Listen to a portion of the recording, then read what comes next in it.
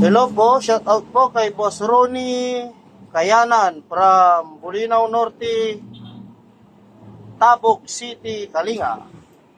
Oh yeah. Order ni Boss ay para sa TMX 155.